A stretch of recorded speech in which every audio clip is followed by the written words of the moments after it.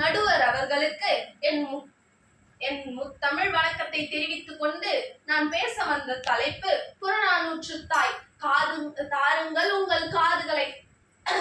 குடி செய்தான் ஒரு புறத்தில் கூறிய வேள்வாள் வரிசையாய் அமைந்திருக்கும் வையத்தை பிடிப்பதற்கும் வெம்பகை முடிப்பதற்கும் வடித்து வைத்த படைக்கலம் போல் மின்னும் மிளிரும் புலியின் குகையினிலே அழகில்லை புதுமையன்று கிளியின் மெய் சிலிர்ப்பும் கீழிறங்கும் தன்மையும் தலை காட்டா மாடத்தின் உறைவிடம் மறவன் மாளிகை இல்லத்து வாயிலே கிண்ணத்து சோற்றோடு வயிற்றுக்குள் வழியனுப்ப வெள்ளத்தை சிறிது கலந்து பிடி அன்னம் எடுத்து போட்டால் பெருநரை கிழவியொருத்தி ஓடி வந்தான் ஒரு வீரன் ஒரு சேதி பாட்டி என்றான். ஆடி வந்த சிறுமி போல் பெருமூச்சு வாங்குகின்றாய் ஆண்மகனா நீ தம்பி? மூச்சுக்கு மூச்சு இடைவேளை ஏற்பட்டும் பின் பேச்சுக்கு தொடக்கம் செய் என்றார் அந்த கிண்டலுக்கு பேர் போன கிழட்டு தமிழச்சி. வேடிக்கை நேரம் இது வல்ல பாட்டி, உன் வாடிக்கை கேலியை விட்டுவிடு.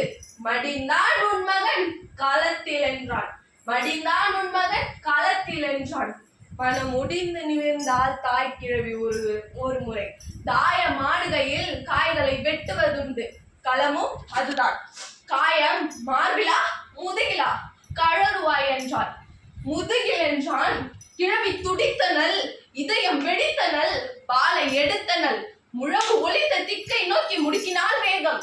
கோழை காப்பால் கொடுத்தேன் குப்புற வீழ்ந்து கிடக்கும் மோழைக்கு பேர் போர் வீரனா?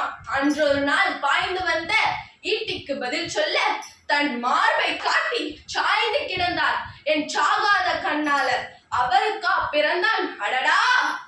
மானம் எங்கே? குட்டி சுவருக்கும் கீழாக வீழ்ந்து பட்டான்.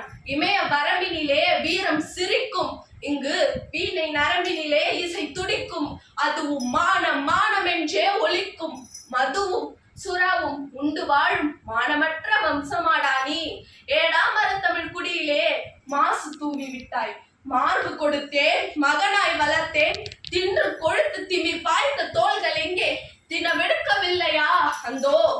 வேலுக்கு வழி சொல்ல வகையற்ற கோழையே, என் வீர பாலுக்கு வழி சொல்வாய் என்று கதறினாள் அந்த 80 நெருங்கிய ஏழை கிழவி.